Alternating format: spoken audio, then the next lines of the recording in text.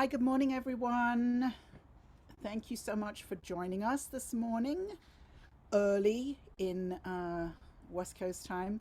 This is the Filmmaker's Life. This is our bi weekly interview series where we interview a filmmaker and talk about how they built their careers, which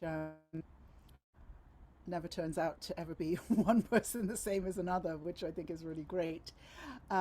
So today we're talking to Lonnie Frazier and her film Box of Rain. Her first documentary feature, Box of Rain, is coming out in May, and she is working on that film. But we're not going to start there. We're going to start at the beginning with my favorite question that I ask everybody, which is, oh, and I didn't even say who I am. I am Joanne Butcher. I'm a business coach for filmmakers. I work with filmmakers around everything to do with money and fundraising and getting your film produced and distributed. So that's me. That's what I do. Lonnie, when was the first time that you thought, I think I'm going to go work in film? I was around 12 years old, and my family went to the movies to see some blockbuster, and I begged to go see Absence of Malice, a Paul Newman film, and they let me go. They let me see it, and it was the first time I saw a film that was sort of a more what I like to call a quiet story. It wasn't huge. There weren't explosions. It wasn't anything manic. And I thought, this is amazing. This is what I'd like to do. I'd like to tell stories this way. And how old were you, I do you think I think? was around 12. 12. The main thing I Wow. remember is that after the film, my family had actually gone home because Absence of Malice was longer than the blockbuster they went to see. So they left me at the theater and I had to call them from a payphone to come back and get me. I have this odd story about Absence of Malice, which is that my screenwriting teacher at the University of Miami, is his name going to come to me? No. Anyway, he started out as an actor, and he had apparently a scene that he thought was really great in Absence of Malice. I think he was the bank teller. Wow. And so when the film came out, he goes running to see the film, and they had cut out his scene. That's how it works sometimes. Right. So his big moment of claim to fame of being in Absence of On. Malice, Yeah. gone. Yes. So it's funny that I think about that film. But that's really interesting. So something happened in your brain where you sort of said, "Oh, there's a different way of storytelling that I'm Yeah. interested in." Yeah, exactly. I read a lot of books, but typically the films that my family watched were, you know, animated films or blockbuster type films. They liked a lot of action films. And that was a different type of storytelling in that film. And that I was hooked then. Wow, that's so young because that's Yeah. just not a kid's film. No, no, it wasn't.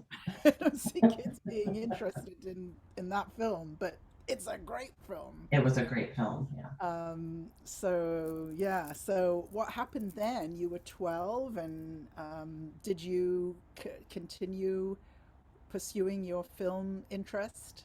I did when we would go to rent videos back when you had to drive somewhere to find new films. I would wander to different sections of the store to find different films to rent than the ones my family watched. And then did you watch them on your own? I had to watch them on my own, or I also really loved classic films, old black and white films. And I grew up in the DC area, and there was Channel 45 on Sunday mornings would play chunks of a large portion of their morning broadcasting was old films, and they would focus on one actor. So it would be like all Shirley Temple or Ginger Rogers or Cary Grant. And so I would watch those as well. Wow, your childhood sounds like mine. Yeah. I was off doing the something by myself, and it's Yeah. funny because in more recent years I realized my father is a film fanatic. You know, I'm definitely a film fanatic, but I thought, well, wait a minute, because when I was a child, I was watching stuff by myself, Mhm. and and this sort of thing of being interested in different things than my family. I spent a lot of my childhood alone. Yeah. Um, and so, Mhm. interesting. Hmm. And I know that if we get to the age of 16, we're going to go into the story of the movie. Um, I don't know if that's where we should go. Which way should we go? Should we go there or go into your film studies I'll and come follow your back? lead. Let's go to where you went next with film, and then we'll come back to the story of Box of So Rain. how I actually got involved in the film industry, Yes. Hmm. that took actually, I didn't get started until my 40s. Really? Yeah, yeah. Wow. I didn't get to go to college. And so I worked other jobs. I did a lot of research. I had a lot of research positions. But on the East Coast, at least my experience was that it was difficult to get involved in any sort of film if you didn't have connections or a degree. Yeah. We moved to California though, and if you're willing to work and sort of prove yourself, people will give you a chance. So in my 40s, I found a local television station that had a volunteer program. And I started volunteering at this television station. They taught me to do the camera, be a floor director, edit, PA work, all kinds of stuff. Um, and I started there. I got enough experience that I got jobs at production companies, primarily focused on documentaries since that's what I like, and just went from there. Well, that's also similar Yeah. to me because I always say in London, you know, if you wanted to get a job in the theatre, which back then I was interested in, I didn't know so much about film, but if you wanted to get a job in the theatre, I always say you'd have to stand in line to get a job sweeping up after the show was over, you know? And there'd be the whole line of people in front of you wanting to do that job, you know? And then I went to Miami, I came to America, and all of a sudden I was volunteering for things, and there was this completely different open world I found here. That's so interesting. You had that experience as Yep. well. So you kind of focused on, so you started in television, but you focused on documentaries. Yeah, And I think my background in research really yes, helped with that. well, It was really the documentaries I worked on in the beginning, it was a lot of research for people in pre-production.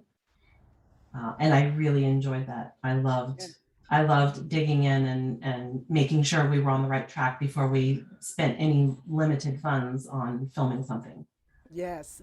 And what kind of topics did you end up researching? Oh, wow. So I worked with a Buddhist organization, Ah, the Guna Foundation, and they were working on a film about, it's called The Great Transmission, and it was about saving Tibetan texts. So a lot of research on that one. And then I worked with a filmmaker who had a film out about, it's called Fixed, the science fiction of human, it's about, I guess, people who have disabilities and where what's the right way to sort of progress with that as far as, I guess, I don't know, how much money should be spent towards helping people who are currently dealing with disabilities versus trying to prevent people from having disabilities. it's amazing because I think that partly the audiences love documentaries because they get to learn about something, you know, they're sort of Right. getting educated in ideally an entertaining way. But the person who's making the film and the person who's doing the research ends up becoming an expert, Yeah. you know, and that's something to me that's so appealing about films is that you get to take these deep dives into worlds that you otherwise wouldn't have access to, Totally agree. I love you that. know. So that those are two huge worlds: Buddhism, disability Mm-hmm. issues. You know, I mean, just huge worlds. You Yeah. know, to get into. And then, where was it that you took the turn towards what do you call what you do? Like Community engagement, engagement. community Community engagement. engagement. I started that with Fixed. So I worked on Fixed. I worked for DEEJ, um, a film called DEEJ, DEEJ. It's about a nonverbal autistic man who went to college, about Mm, his journey from high school through college. mm. He's a published poet. He's just phenomenal, amazing young man. And I worked on I Am Maris. So I help those films when we do screening tours or when people are interested on sharing it with their communities. Particularly, I specialize in the academic community and getting films to the right departments. Mm. So if you take an example, if you take DEEJ Mhm. as an example, you would arrange a screening tour, maybe Yeah. at universities or Mhm. colleges. And what else? What are other parts of all that work? What does it involve? It involves reaching out to departments and universities that might not be aware of the film that would maybe benefit from sharing it with their students. Mm, mm. So we'll sit down and have a team meeting and decide which departments we want to reach out to and Which will find those. depend on the nature of the film, right? On the topics Exactly. covered in the film. And are you also part of, do you create educational programming around the film? Is that a piece of it, of the community engagement as well? We help where we're asked typically, but usually the thing that people really love is to have the stars of the film come Uh-huh. in and speak to their classes, especially if they're having large events. Like a university might be having a large, disability inclusion event, and they really like having DEEJ come out and be part of that. Right. When I was working on I Am Maris, we did a partnership with Lululemon on body positivity. And for that tour, Maris was part of that film tour and spoke at a lot of the events. Great. So the film and a corporate sponsor Mhm. and then an educational programming piece and Right. So if we'll have a screening like with Maris, we contacted a lot of community groups or college groups or clubs who had similar interests and would invite them to the screening so they could set up tables, pass out literature, speak with people, get their organizations a little more exposure as well. mm-hmm, mm-hmm. And does the filmmaker make money on this work? They do for the screening fees. So Yes. yeah, Yes, they get screening fees for all yeah, that. I'm always like, where's the yeah. money? Where's the money? Where's the money for the filmmaker? Right. So that's great. And I put this kind of work, I put it under the very large umbrella called education. Mhm. Um, but there are many elements of educational programming and many different types of educational screenings that filmmakers can earn revenue on. But this is one of them where there's a screening where there's in person, possibly the director, characters from the film, as you call them, stars, which is a much nicer name for them, stars of the film, that go and and you create an event around that, or you insert that event. And one of the things that I think is really amazing is sometimes the event doesn't actually even need to see the whole film. Hmm. That's really Very cool. true. And I think there are a lot of filmmakers who don't realize that their work would be very welcomed in the academic market. Particularly with students today, there needs to be a lot of content, especially things that people can watch at home or, watch at home and then discuss it in the classroom or, virtual classroom, however that's working now. Hmm. But they like to really have access to content. Nobody really just wants to sit and look at the books sometimes. So professors are certainly looking for new content that can keep their students engaged. Great, Yeah. great. So, does that mean that we can all come and hire you to work on our films? I would love to do that for people. Awesome. Awesome, awesome. So that's great. So what then? Now you're doing all this community engagement work for other filmmakers, other films. What made you come up with the idea that you were going to make your own film? I had started collecting interviews with deadheads, filming interviews with deadheads for a few years because Can you um, explain what a deadhead is, just in case a deadhead is people are as ignorant as I was when I met you? a deadhead is I guess it's sort of a super fan of the Grateful Dead, the band. And I was certainly that. And someone who was sort of in our circle, my community had passed away. And I thought, a lot of his stories died with him. Ah, And he had really cool stories. So I started filming interviews with deadheads. And I hired an assistant to help me because I was so busy with my community engagement, and she was organizing footage on my hard drives. And she said, "Why aren't you doing something with this?" So I decided to start trying to put it together and help it form a documentary. And I couldn't quite figure out how to make it come together. So I hired Joanne, who sort of looked at everything and convinced me that I needed to put my story into it to help tie everything together and make the story make sense. Otherwise, it was a collection of interviews. well, I think there were many conversations that we had about this, Yes. and I do love, the work that we did. I think it was really, really significant. And one of the things that I said was I didn't know anything about the Grateful Dead. Right. I didn't know anything, and so I felt as though many documentaries look deeply at a topic, and you kind of have the choice of making that documentary for that very niche audience, Mhm. which which I think is great.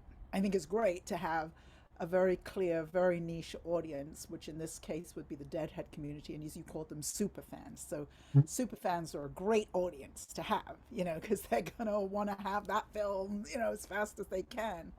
But then I suggested that maybe the film might also appeal to me. I don't know anything about the Grateful Dead. I don't know anything about Deadheads. And how do we connect that story so that somebody like me, who's completely ignorant, can be brought into this new world that I don't know anything about? And so what I saw was that you had put yourself way at the end of the film. You were like, oh, here's the story this is why I'm making this film, and it was at the end of the film. And so what Lonnie decided to do was to put her story at the beginning of the film.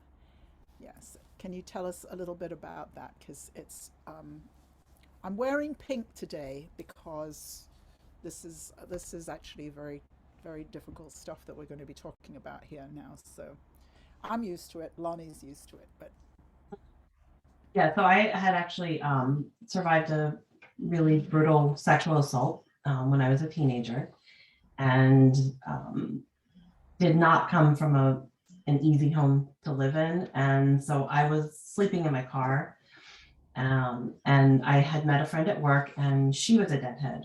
And I think she was pretty worried about the headspace I was in at the time. And she offered me tickets to see the Grateful Dead in Colorado, and I lived in Maryland. And she didn't have a car, but she had tickets, and she asked if I would drive her there. And I said yes, because if you're sleeping in your car, you can do that anywhere. Colorado sounded prettier than Maryland, so I figured I would go for it. So that's what I did, and it was just a completely healing, transformative journey. I met completely different people to the ones that I had grown up around. It just reshaped everything I did with my life from there on out. And as they say in Deadhead lingo, I was on the bus. I jumped in all the way, and I was surrounded by artists and adventurers and people who loved the music and who also loved the community that Deadheads built, which was sort of this traveling community that went show to show and had its own economy and its own lingo. it was just completely different. And this was the 80s. So it was very different from the films that I was watching, and, you know, John Hughes, which is fabulous, but this was completely different. And it was exactly what I needed.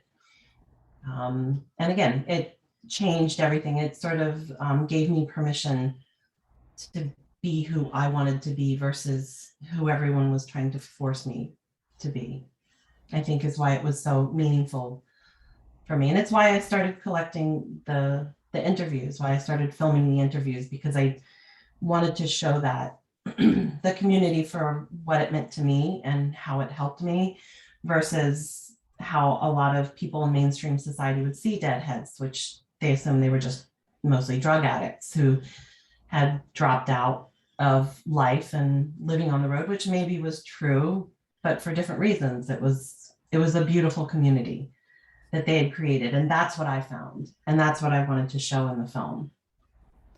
And that was what, for me as an outsider, you know, I felt as though um, that it was for that your film, although it's for deadheads, that it's for people who are not deadheads and don't know that that kind of community could exist. Because I Yeah. certainly am one of those people that you said. I assumed that deadheads were people who went around doing lots of drugs, and that was the end of that. I didn't really think further than that. Yeah. But the what your story shows, that you were somebody who was in an incredibly dangerous moment in your life at the age of 16. And I always say, you know, people who come from that kind of background, it's a miracle that we survive at all, you know. But to be able to survive and be a functioning member of society is a completely different level of survival. That's going, you know, from surviving to thriving. And what I think your film is about when you have real family, that it's possible to heal, you know, when you have real family. And so to me, your film is really about, to use that phrase, family values.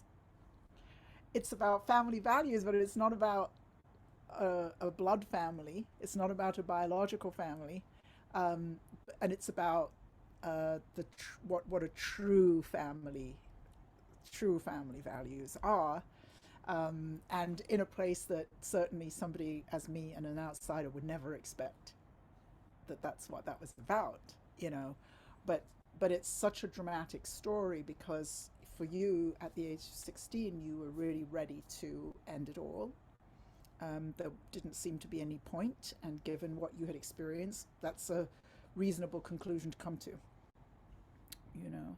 So I just think that it's an incredibly important story because there are many, many people out there who do grow up in families that are not safe, and um, so it's really, I think, an important message to be able to pass on, that there are places, you know. What was that phrase a few years ago aimed at LGBT kids, about waiting for a few years? So There was, yeah, it gets better. it gets better. Yeah, It gets it gets better. better. So your film is kind of that story, you know, Yeah. that wow, there are some great places you can end up in, and they might not Yeah. be what you expect, you know. Yeah. But Keep that's searching. It does get better. And there are people out there who will love all the weirdness that gets you kicked out of your own home. aha, right, right, right. As you are sitting there watching your black and white classic movie Right. by yourself, being weird. That's Being so totally weird, weird. Lonnie. So, when you were, how long did it take you to make this film? Well, from beginning to end, about 10 years. Mm, But if I calculate only the time I spent actively working on it, about 2.5. mm, yes, I mean, yes. when I started working with you and realized that I was going to have to put my story in the film, it went quickly. I was working with you when I got the opportunity to go back to Colorado, to Red Rocks, and do most of my interview there, and meet with another filmmaker who had done the first documentary about the Deadhead scene, Brian O'Donnell. And he offered me all of his footage and a place to stay. Never met him before in my life. And he's just like, you're a Deadhead. I'm sure you're cool. Come on out. Stay in my ghost town that I live in. Yeah, so we Ghost just, town. he bought part of a ghost town, Russell Gulch, Colorado. He owns a disc golf place called Ghost Town Disc Golf. He's an artist, he's a filmmaker, and he lives in a ghost town up in the mountains in Colorado. Oh my And God. I met him online talking about, you know, the film, and he just invited me to come out, and you encouraged me to do it. So I took a 2-week break from working. Oh, I'm so smart. Oh my Yeah. God.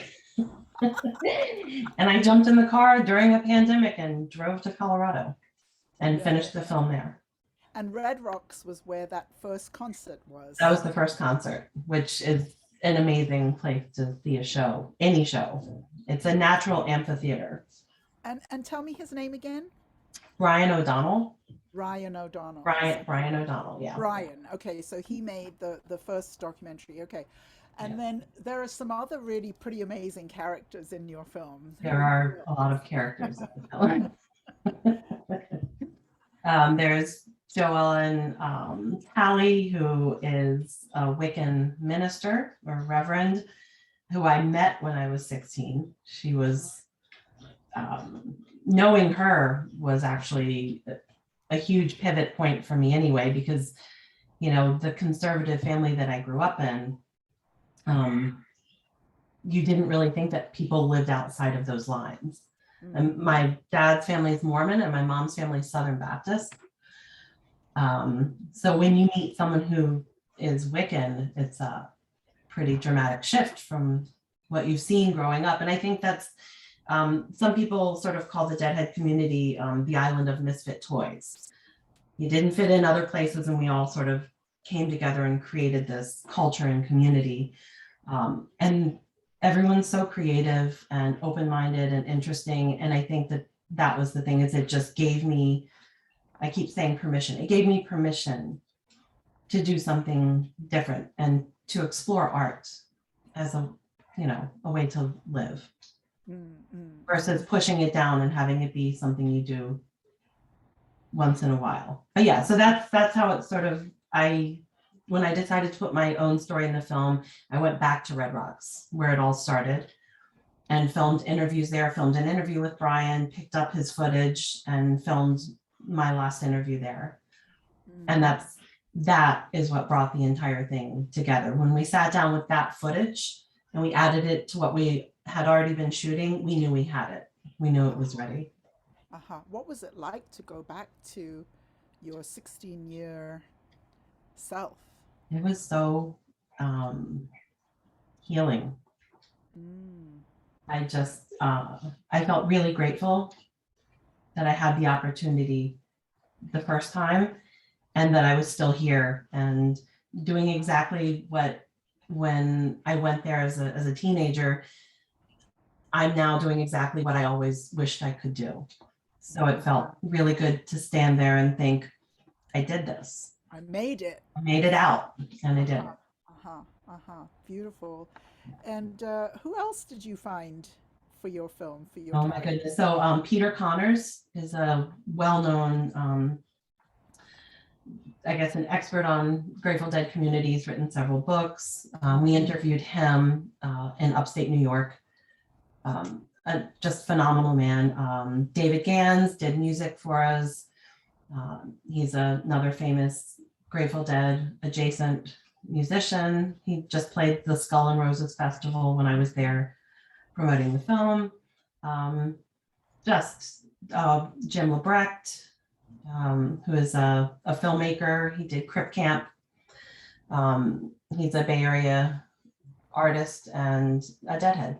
So, and I interviewed him for the film. Just a lot of amazing humans got involved. Jim Lebrecht a Bay Area hero because he has he founded what's the name of his company he founded? His Berkeley Sound Berkeley Sound Studios. Yeah, Berkeley Sound Studios that he founded. I think he's sold it now, but so that he can focus on his own work. But Mhm. um, and he so he's been this, audio engineer, sound genius Genius. Yeah. in the Bay Area, working with all the documentary filmmakers in the Bay Area for decades.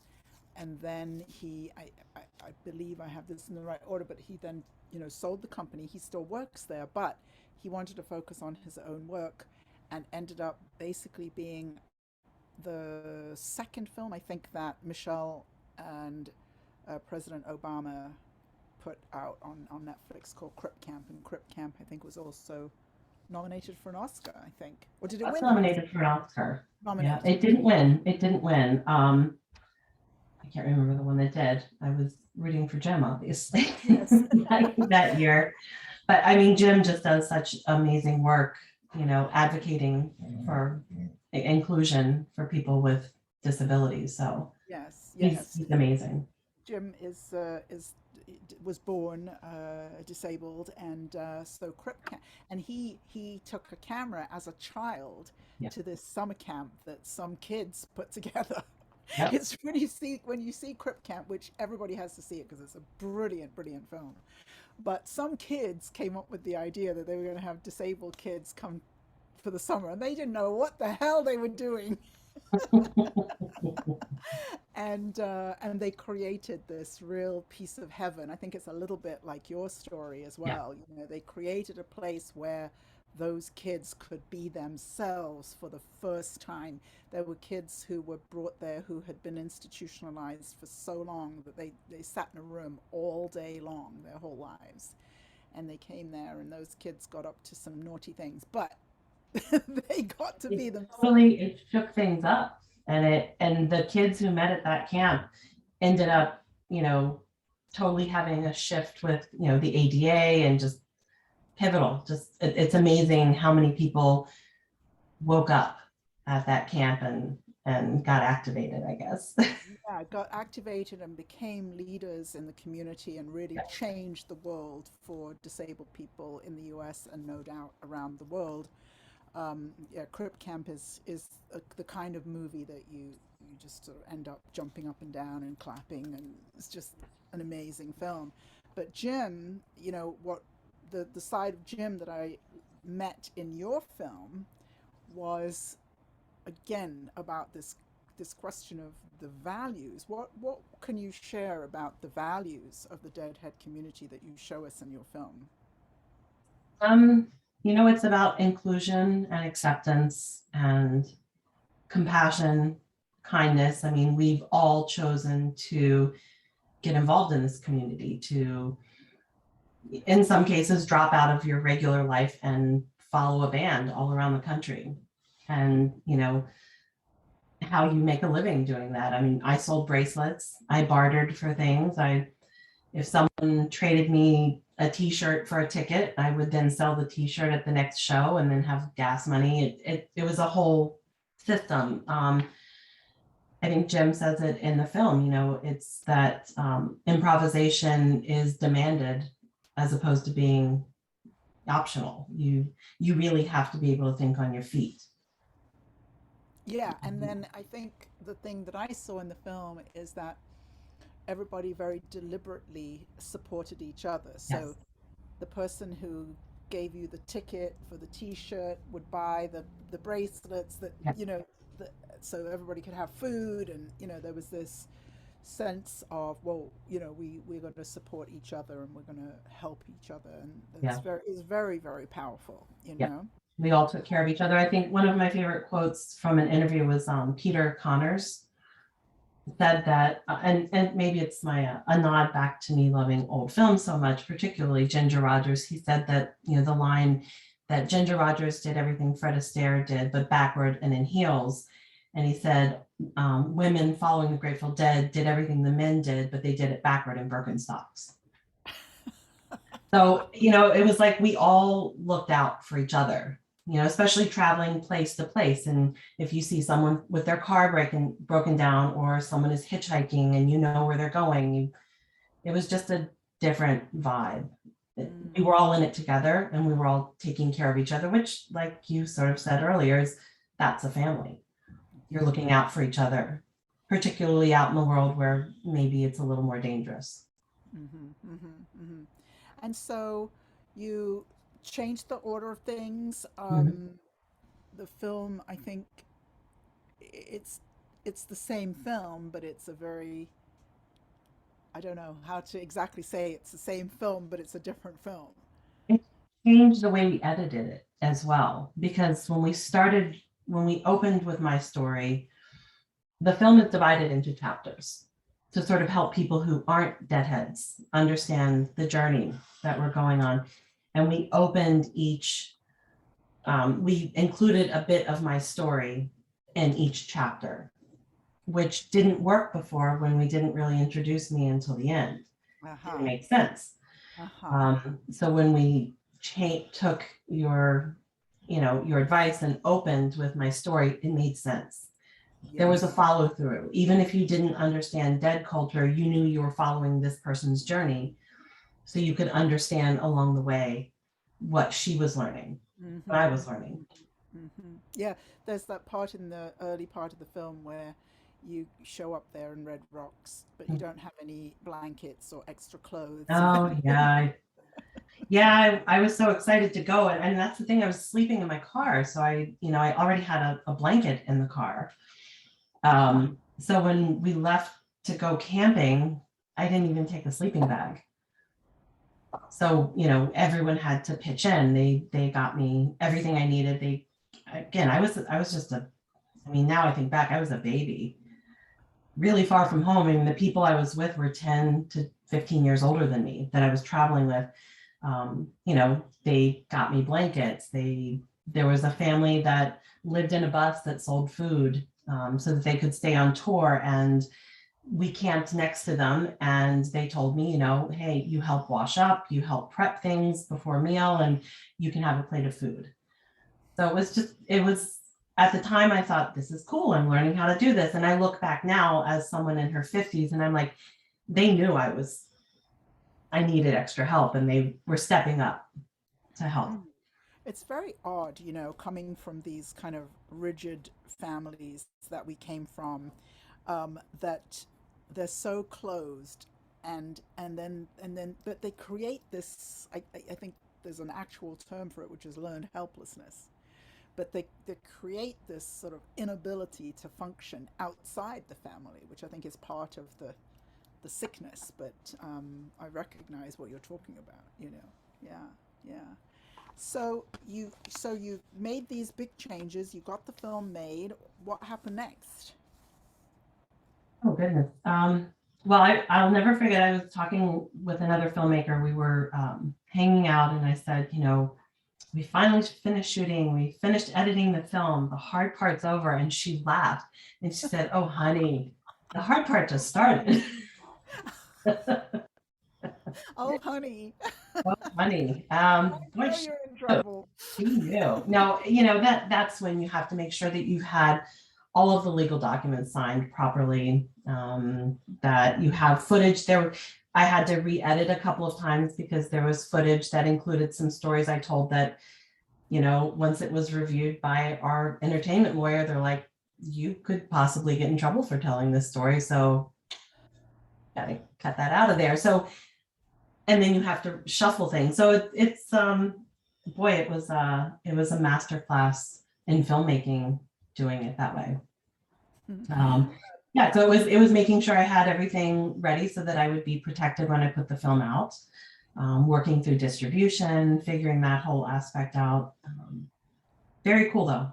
Are you still comfortable with what the entertainment lawyer told you? Do you think they were too conservative, or do you think it was right that they told you to take things out?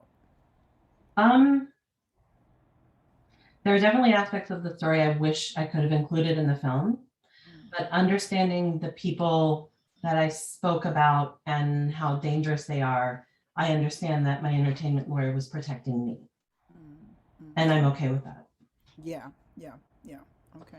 Yeah. Um, and so you got your legal documents in order. You got it Yeah. all sorted out. And then what happened? You handed over to the Handed it over to distribution. Ben Yenny at Mutiny handed it over to him, and then it's and then nothing. That's what I'm always amazed well, no, about. anyone who's ever worked on a film set, it's the, hurry up and wait. Do this, you have these deadlines, do it, and then crickets for a little while everything is settling and things are being sorted. But during that time, it helped me. It was nice to breathe for a little while and start figuring out new projects. I have folders of ideas that I come up with. Some are written on the backs of receipts, and I just drop them in this folder. And so it gave me time to breathe and dig through new ideas, things I'd like to do next. But now that the film, we have a distribution or a release date, so now it's the publicity stuff and figuring that whole aspect out. So you would just mention this Skull and what was it? Skull and Roses Festival. Skull and Roses. I Yeah, it was keep in wanting to say Skull Ventura. and Bones. Yes. So I know that you wanted to have something so that you could show. What did you do? What is this festival and what did you do there? It's a festival. It's sort of honoring the legacy and the culture of the Deadhead community. Okay. Phil Lesh, who is the bassist for the Grateful Dead, actually played the show, and so did David Gans, who did music for my film. It was really cool. Ben at Mutiny helped us make sure we were able to have something that we could share with the folks there. It was fantastic. I got to walk around and talk with people in my community and tell them about the film. There are a lot of ways people find out about films, and when it's a smaller independent film, it's not going to be on the cover of Time magazine or something. There you have to have a lot of different avenues, and you have to be creative and think on your feet and find ways to get your story out there, and that's what I'm doing. So what did people say? What when you talked to them at the festival? Because in a way you've been talking about it for a few years, right? Yeah. So people must know something, I guess. There were some people who knew. There was a photographer that I had spoken with. He's a pretty famous photographer. His name is Jay Blakesberg. I'd actually reached out to him to use some of his film or some of his photos, but he was working on a book and wasn't sure which photos he was using. But he said, keep in contact. If I'm finished with the book and you still need photos, let's talk. As luck would have it, I got there and the merch tent that they put me in was right next to Jay's tent.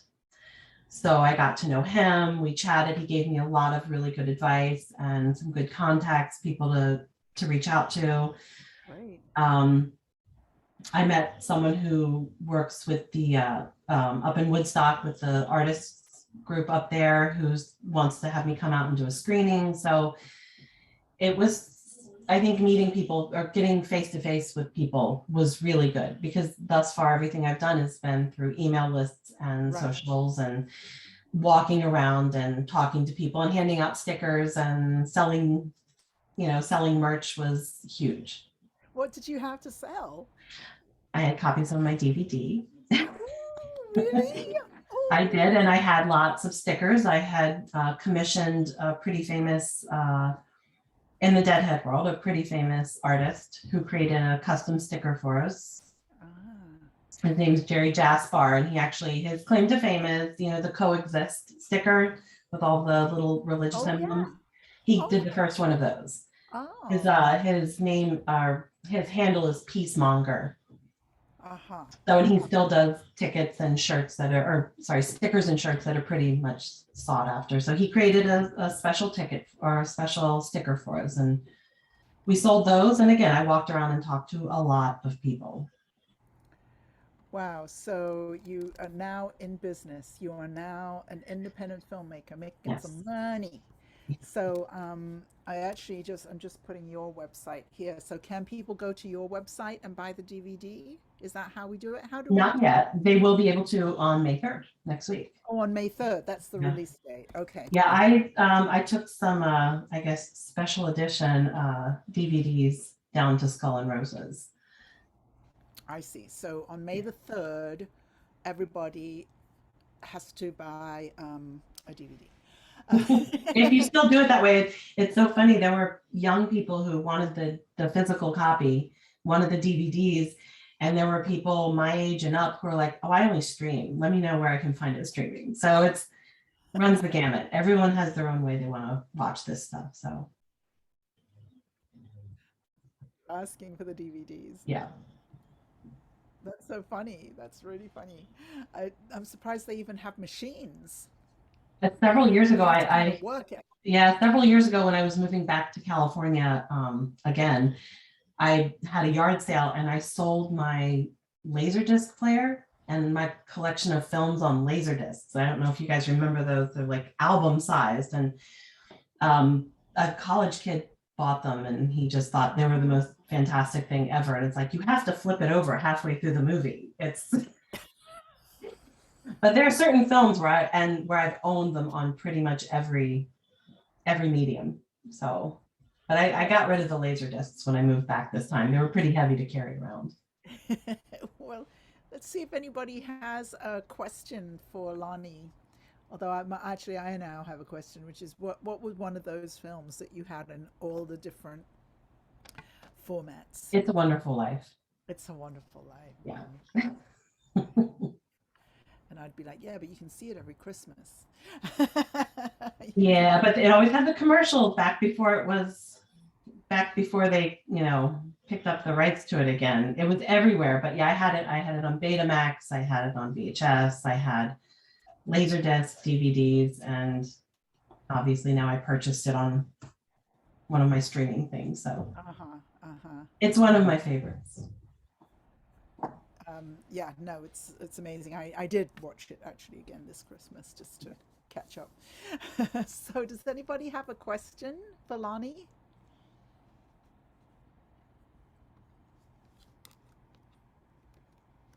Ooh, that was a very big. I have a question. Yeah, go ahead, Lexi.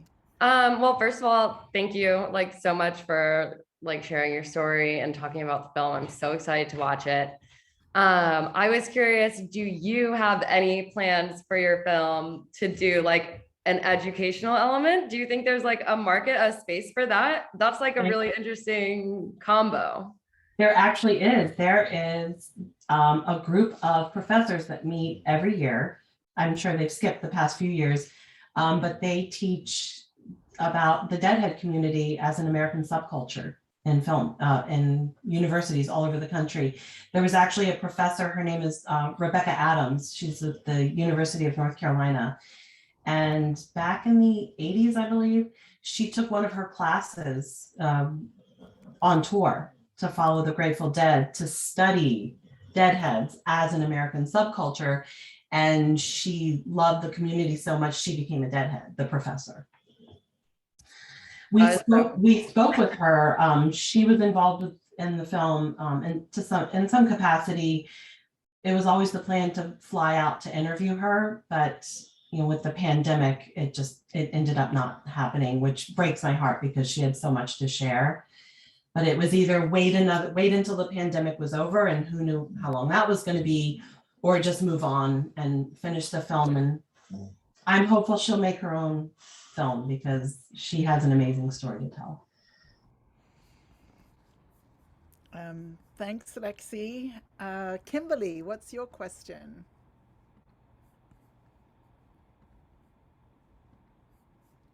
I think you're muted. You're muted, Kimberly.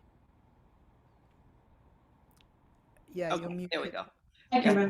There's technology, huh? So is this going to be on stream, first of all, or streamed, if it's not already? And I apologize if you already asked or answered that, No, because we I came put in. it up on Facebook. Yeah. Okay. If that's what you And mean. then- If that's what you mean. Yes. Right, if it's Yes. going to be streamed. Yeah. Okay. Other than DVD, I kind of. Oh, you're talking about the film. Yes. Okay, so Lonnie, over to Lonnie. Sorry. Yeah. And then. It'll be available for streaming. It comes out May 3rd, next Tuesday. Oh, so it'll be available for streaming May 3rd. Okay, great. And then my other question is, if you're willing to answer it, I totally understand. If not, because you were you were forward enough to come with your story. but I was just curious as to how things are with your family now. I'm more on a personal level. My family of origin, Yes. oh, they don't speak to me. Really? Yeah. But I've been married to my high school sweetheart for 36 years, and we have 3 amazing sons. And using a lot of the principles I learned from the Deadhead community, I built the family I wish I would have been born into.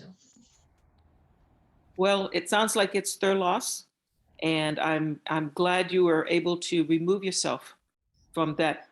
It sounds like a bit of a toxic environment, and that's a real shame. It just kind of took my breath away when you said that there was no contact at all. But probably a much healthier environment for your children as well. So Absolutely. and Thank you. congratulations. Thanks, Kimberly.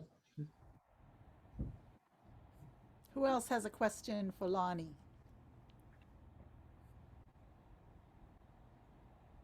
Nobody. You know what I think about is the fact that you have these skills in community engagement that you can then apply to your own film, and I think that's very, very powerful, because those are some very, very highly sought after skills, um, and yet, you know, I think that it's easy for many people to get involved in working in the industry as opposed to making their own film. So I think it's a really big deal that you decided to be a filmmaker yourself. And then you get to apply all the skills that you've developed. It's coming in handy. It's really coming in handy. So are you setting up those screenings and things like that you were talking about? Yeah, we're working on those. We've had offers to do screenings in 3 states. So we're just trying to sort of put those together and, you know, see which places are the right fit, especially in the beginning. You know, I think anyone who's put a film out, that first month is just so hectic with publicity and you know, things that you didn't think you were going to have to keep working on, that I'm sure I'm a little bit hectic with things right now, but I'm already ramping up. I'm actually working with someone who helped me get involved in community engagement, and her name's Reagan Brashear. She directed Fixed, and she's really been a mentor to me. So she's helping me plan my academic outreach stuff, because, you know, I know what I'm doing, but when it's your own work, it's hard to be objective about which modalities might really be the right fit. Kimberly has another question. Go ahead, Kimberly. Okay. Yes, just in case you have just a twinge of anger with Joanne for making her have you tell your personal story. After listening to this, to be honest Very with you, observant, Kimberly. to be honest with you, I've always heard of the deads and the whole bit. Never had much interest, but it's your side story that I find fascinating. That's bringing in the emotional aspect and a personal side to it, and I'd say that's 50% of what you have here from my standpoint. And now I'm going to watch it. To be honest with you, without that, I probably wouldn't have. I've just got too many other things to do. But so it's more of a statement than a question. But just in case, you have to forgive Joanne for that, because I think there'll be others like me who are interested more in that additional side story of you. It's and not a side a whole different story. element to it. Yeah. It's not Thank a you, side Kimberly. story. It's the story. And it's just that it's very hard, you know, I think filmmakers often have a kind of people think, oh, filmmakers are these like very big ego people and they're all full of themselves, but that's not actually the case for real artists, you know. And so I think that it's very hard for a real artist to be to realize, you know, that I am the story. That's actually a very difficult decision to make, and it's one that a number of my clients have come to make. And it tends to be the women who have not realized that their story is the story, and they come to that. over time. But it's partly a cultural thing, you know, and this is also a particular, a rather extreme case where it's not necessarily a story you want to tell. It's your story, but you don't necessarily want to tell it. So, but I think but it is the story. Thanks for saying that, Kimberly. I'd love to hear what you think after you watch it.